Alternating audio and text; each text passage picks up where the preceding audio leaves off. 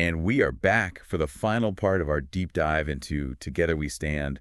And I'm really curious to hear how the Odals kind of wrap things up. Like, what are their final thoughts on building this bulletproof marriage? Well, they start by tackling this whole happily ever after idea, Okay. which, let's be honest, kind of gets a lot of eye rolls these days. Yeah, a little cliche. Yeah, it can sound a little cliche, but instead of dismissing it as a fairy tale, they offer this really interesting reframe. Okay. They're not saying it's this magical thing that just happens. Like a Disney movie. Right, like you say, I do, and then suddenly everything's perfect. Oof. Poof, yeah.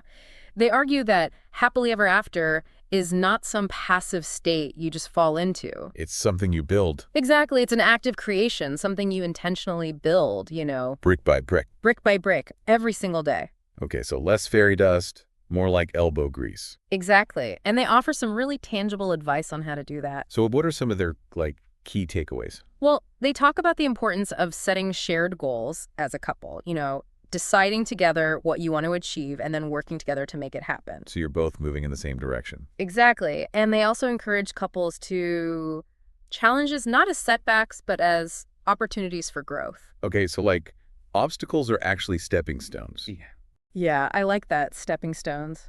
And they also remind us to find joy in the simple things, to appreciate those little moments that make up a life together. So less focus on the big grand gestures. Right, and more on those everyday moments of connection. Like just having coffee together in the morning. Exactly, or laughing at a silly joke, those little things that add up over time. And they also touch on this idea of fairness in marriage, Oh, yeah, that's a big one. which, let's be honest, a lot of couples struggle with. Oh, yeah, I hear it all the time in my practice. It's easy to get caught up in that, keeping score. Like, who's doing more, who's contributing more? Right, and they're like, that's not how a successful marriage works. No, they say it's not about a 50-50 split. It's about both partners giving 100%. So it's not about keeping track. No, it's about focusing on what you can bring to the table. To make the relationship the best it can be. Exactly. It's a shift from a mindset of, what am I getting out of this, to what can I give? And that's tough. It is. It requires a certain level of selflessness.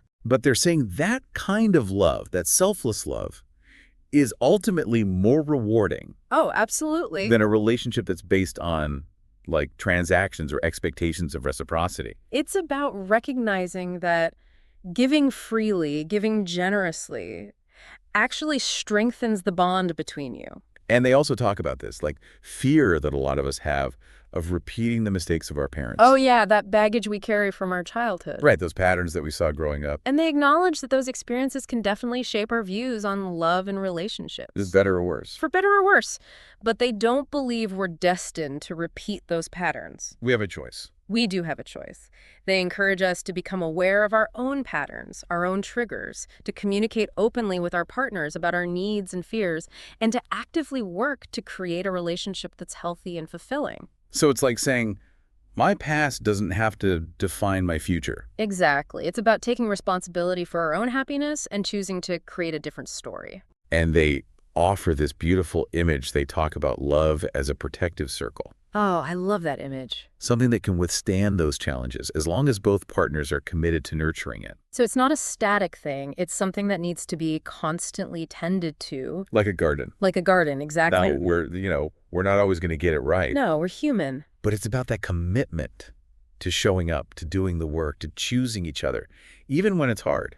And I think that's the beauty of the Odals message. It's not about finding the perfect person. It's about choosing to love and be loved imperfectly. Through thick and thin. Through thick and thin. And they wrap things up with this incredibly practical and inspiring list of reminders. Okay, I love lists. Give me the list. Okay, so they talk about the importance of being a man or woman of your word, showing love consistently, growing together, building together, deciding together, praying together, and fighting together. Wow, that's a powerful set of principles. It is, right. It's like a roadmap for building a marriage that can truly withstand anything. A bulletproof marriage. A bulletproof marriage, exactly.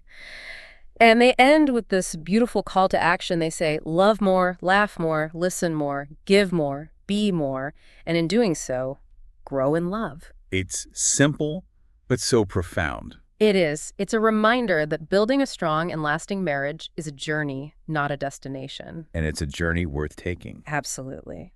So, for our listeners out there, whether you're considering marriage or you've been married for years, the Odal's insights offer valuable guidance for building a relationship that can stand the test of time. If you're thinking about getting married, use their wisdom to have those important conversations, before you say I do. And if you're already married, ask yourselves, which of those 5 pillars needs a little more attention? How can we better communicate? How can we support each other's growth? And remember, building a bulletproof marriage, it's not about being perfect. It's about being intentional. It's about showing up every day and choosing each other.